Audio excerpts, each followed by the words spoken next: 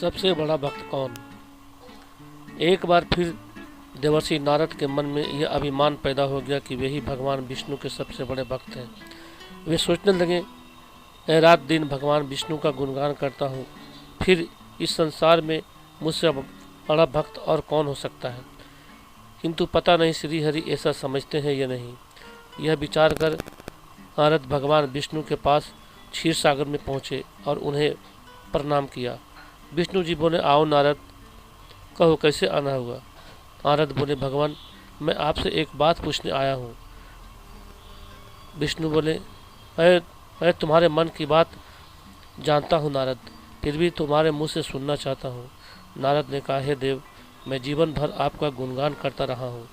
पल पल हर क्षण मुझे बस आपका ही ध्यान रहता है। आप मुझे यह बताइए कि क्या मुझसे भी बड़ा आपका कोई अन्य भक्त है इस संसार में। भगवान विष्णु समझ तो पहले ही गए थे कि नारद को अपनी भक्ति पर अभिमान पैदा हो गया, किंतु वे अपने मन की बात छुपाकर वे बोले, नारद, इस प्रश्न के लिए तो तुम्हें मेरे साथ पृथ्वी लोक चलना पड़ेगा। नारद बोले, ठीक है भगवान, मैं पृथ्वी लोक चलने को तैयार हूँ। भगवान विष्णु नारद को लेकर पृथ्वी लोक चल पड़े।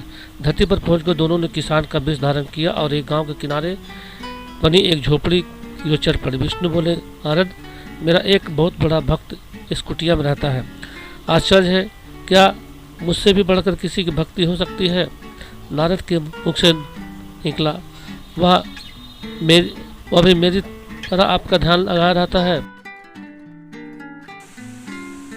आओ स्वयं ही जान लोगे, विष्णु ने कहा और उस कुटिया की ओर बढ़ गए। किसान उस समय कुटिया के बाहर अपनी गाय को बांध रहा था। विष्णु ने कहा, आओ नारद, स्वयं ही जान लोगे, और उस कुटिया की ओर बढ़ गए। किसान उस समय कुटिया के बाहर अपनी गाय को बांध रहा था। उसके मुख से जाकर श्री हरि हरि गोविंद का स्वर निकल रहा था। किसान भेषधारी विष्णु ने उसके निकट जाकर नारायण नारायण कहा तो किसान ने विनीत स्वर में पूछा, आप कहाँ से आए हैं भद्र? मेरे लिए कोई सेवा हो तो निसंकोच बताइए। किसान भेषधारी भगवान विष्णु ने कहा, हम नगर जा रहे हैं बस, पर अंधेरा घिरने लगा है। वन में जंगली पशुओं का डर है, इसलिए रात भर आश्रय चाहते हैं। किसान ने प्रसन्न भाव से कहा, मेरी कुटिया में आपका स्वागत है भद्र, और जो रूखा सूखा घर में है वो आपके लिए हाजिर है। भगवान ने मुझे आप लोगों की सेवा करने का अवसर दिया है, बड़ी कृपा हुई उनकी। नारद की बात सुनकर श्री हरि चुप रहे, किंतु मन ही मन उन्होंने कहा, कारण भी जान जाओगे नारद।